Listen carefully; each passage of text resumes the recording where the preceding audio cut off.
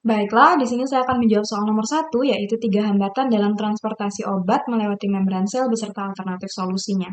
Yang pertama adalah sifat obat yang cenderung tidak larut lemak atau lebih larut dalam air, di mana obat-obat yang cenderung larut di dalam lemak ini akan mudah melintasi membran sel karena kita ketahui bersama bahwa membran sel itu terdiri dari lipid atau memang basicnya adalah lemak, sehingga ketika obat-obatan itu lebih larut dalam lemak akan lebih mudah dibandingkan dengan obat-obat yang dia larut dalam air atau kecenderungannya dalam larut dalam lemak itu kecil. Nah, salah satu cara atau alternatif solusi untuk mengatasi permasalahan ini adalah membuat senyawa dari zat aktifnya itu sendiri menjadi senyawa ester, di mana ini disebut juga dengan prodrug ester, yaitu suatu pembentukan ester yang akan meningkatkan bioavailabilitas obat itu sendiri. Nah, contohnya adalah pengubahan morfin menjadi heroin atau kodein.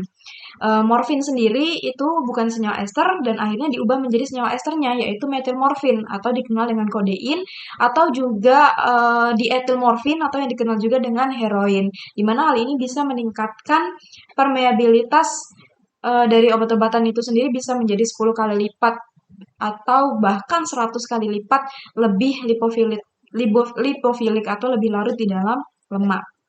Kemudian yang kedua adalah obat-obatan yang dipengaruhi oleh sawar darah otak, di mana untuk mencapai sel target tempat kerjanya obat, suatu obat ini harus menembus sawar biologis yang ada pada otak. Nah, di mana pada sawar darah otak ini obat-obatan yang larut dalam air itu akan sulit untuk melewatinya. Nah, salah satu metode yang dikembangkan dalam penghantaran obat menuju sawar darah otak atau menuju otak itu adalah teknologi penghantaran obat berupa nanopartikel.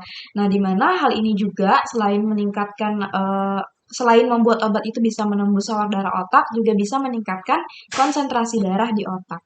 Yang terakhir atau yang ketiga adalah enzim-enzim pengurai, di mana di samping halangan berupa membran sel, kemudian junction sel, molekul obat yang masuk ke dalam tubuh manusia ini juga akan menghadapi rintangan berupa metabolisme enzim-enzim pengurai, di mana enzim-enzim ini sesuai sifatnya dia bisa bekerja untuk menguraikan atau bahkan menginaktivasi molekul-molekul obat sehingga eh, tidak bisa memasuki atau melewati membran sel. Nah, contohnya adalah obat-obat berupa peptida atau protein yang dia lebih pada umumnya ya memiliki bioavailabilitas yang sangat rendah karena dia mudah untuk didegradasi oleh enzim-enzim pencernaan sehingga akan sulit untuk melintasi membran epitel usus. Nah, eh, cara untuk mengatasi permasalahan ini atau alternatifnya adalah dibuat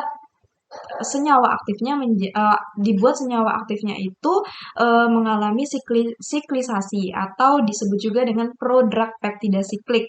Nah, di mana siklisasi yang dilakukan terhadap senyawa obat itu akan melindungi gugus-gugus amin dan karboksil terminal yang tadinya terbuka akan menjadi tertutup sehingga tidak akan terdegradasi oleh enzim-enzim yang terdapat di saluran pencernaan. Terima kasih.